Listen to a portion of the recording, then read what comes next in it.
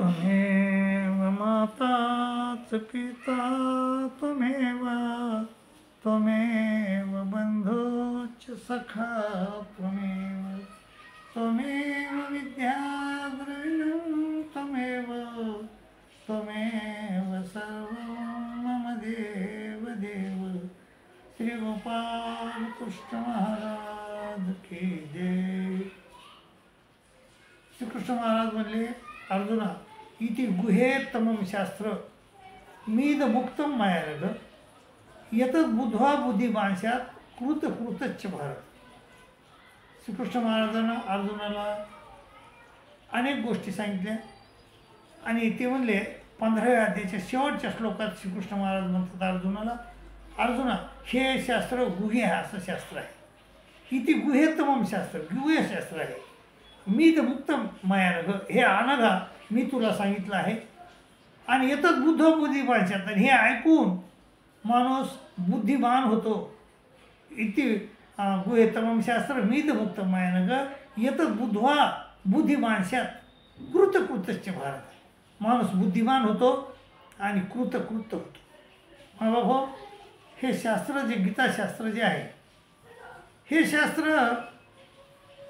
5000 वर्षापूर्वीचं जुनं आहे.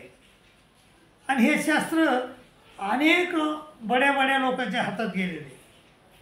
संत व्यासानं तसं तर खरं म्हणलं तर रणांगणावर श्रीकृष्ण महाराजानं हे शास्त्र काय पद्यामध्ये सांगितलेलं नाही, गद्यामध्येच सांगितलं.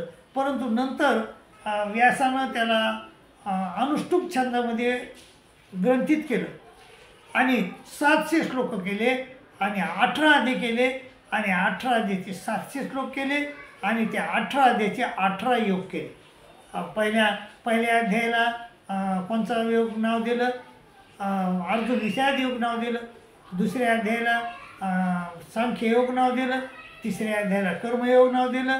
चौथ्या अध्यायाला ज्ञान कर्म संन्यास योग नाव दिलं. 5व्या अध्यायाला कर्मसन्यास नाव दिलं. 6व्या अध्यायाला आत्मसंयमयोग नाव दिलं. 7व्या अध्यायाला ज्ञानविधान नाव दिलं. 8व्या अध्यायाला अक्षर ब्रह्म नाव दिलं.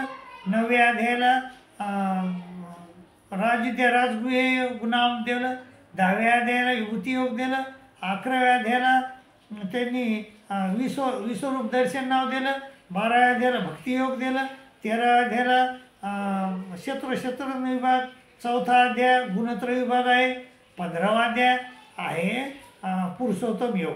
आणि या पुरुषोत्तम योगाच्या अध्यायाच्या शेवटी श्रीकृष्ण महाराज म्हणतात अर्जुना हे गुहेत शास्त्र आहे.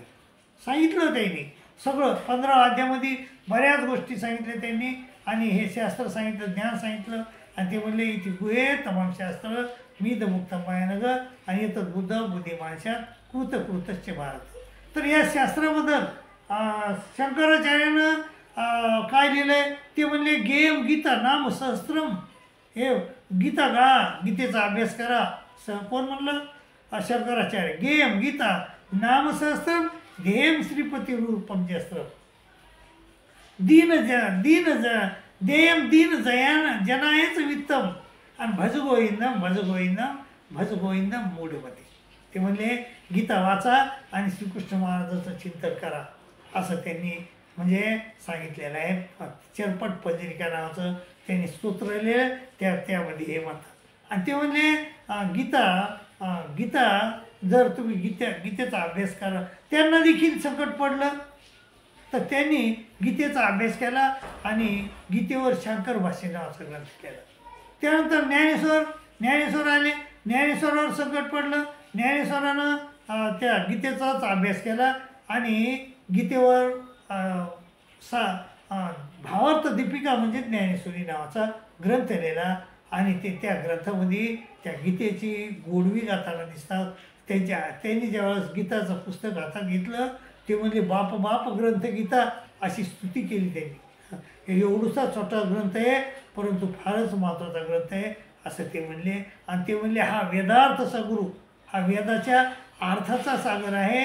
अंतया निदिग्धाचा गुरु प्रत्यक्ष परिणामेश्वर अनुवादिला ऐसे हे आघात जिथे वेडावती वेद तिथे अल्पविमती बंद काय असं म्हणले.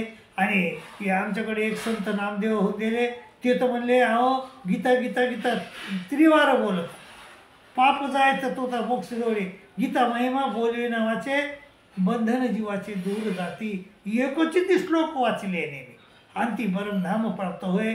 आणि नामा म्हणे गीता संपूर्ण वाचिता तयाची अर्था पार नाही, असं त्यांनी सांगितलं गीतेबद्दल बोलले. आणि आमचे भगवान श्रीचे आणि जे हे होते ना, काय त्याचं नाव संत कबीर म्हणले हरीसम जगतुकसु वस्तू नाही, म्हणजे श्रीकृष्ण महाराजासारखा परमेश्वर नाही, हरिसम जगतुकसु वस्तू नाही, नाही प्रेम सम कोई पण, सज्जन सम कोई ग्रंथ नाही, गीता सम कोई ग्रंथ, असं त्यांनी गीतेचं प्रशंसाचे उद्गार काढले. आणि भगवान श्री चक्रधर स्वामी महाराज त्यांनी महानुभाव संप्रदायाचा स्थापना केली.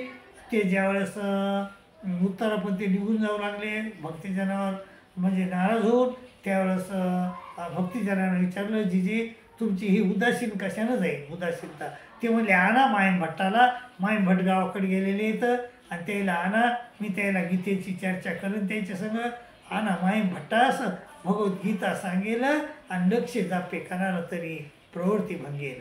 तर परंतु ते मायन भट काही आले नाही बायबापो आणि गीतेची चर्चा काही झाली नाही आणि भगवान श्री चक्रधर स्वामी महाराज उत्तरापंथी निघून गेले.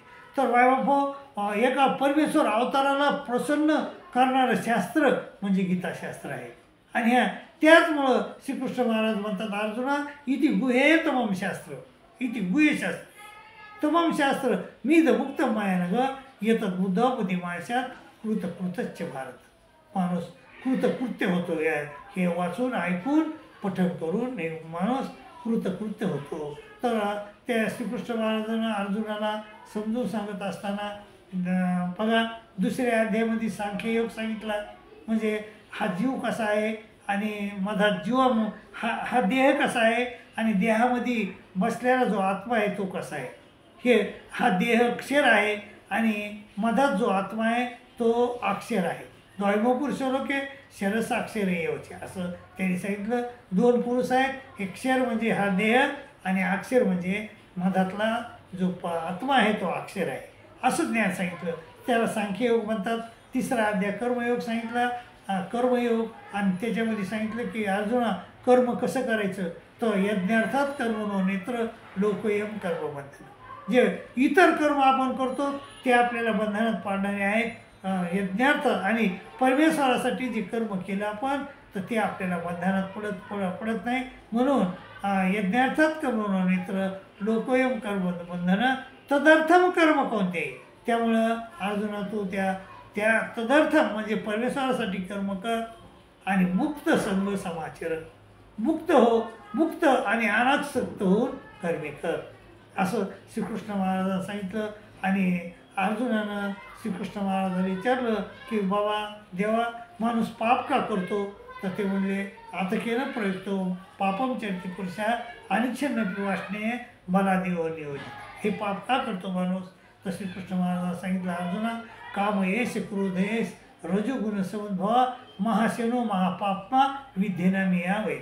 ह्या काम आणि क्रोध, कामापासून क्रोध निर्माण होतो. काम येश क्रोध येश रजोगुण, हे काम आणि क्रोध रजोगुणापासून उत्पन्न होतात आणि ते काम हा महाशनो आहे, महापापी आहे आणि आपल्या ज्ञानाला झाकून टाकणार आहे. त्यामुळे ते म्हणले अर्जुना योग बुद्धे परमबुद्ध्वा सस्तभ्यात मानमात्मना जय शत्रू महाबाहो कामरूपम दुरासदम. ह्या कामरूपी शत्रूला ठार मारायचा सल्ला त्यांनी दिला आहे. चौथ्या अध्यायामध्ये ज्ञानाचं महत्त्व सांगितलं. ते म्हणले नाही ज्ञानेन सदृशम पवित्र मी देते. आणि पाचव्या अध्यायामध्ये त्यांनी सांगितलं की संन्यास श्रेष्ठ का कर्मयोग श्रेष्ठ. ते म्हणले अर्जुना संन्यास कर्मयोगस्य निःश्रेयस करो तयस्तु कर्म संन्यासात कर्मयोग विशेषिते असं सांगितलं. आणि सहाव्या अध्यायामध्ये आत्मसंयम करायचं सांगितलं. अर्जुनानं त्यात मी 2 प्रश्न विचारले, त्याचे उत्तर श्रीकृष्ण महाराजांनी दिले. 7वा अध्याय ज्ञानयोग, ज्ञान आणि विज्ञान काय आहे त्याच्याबद्दल चर्चा आहे.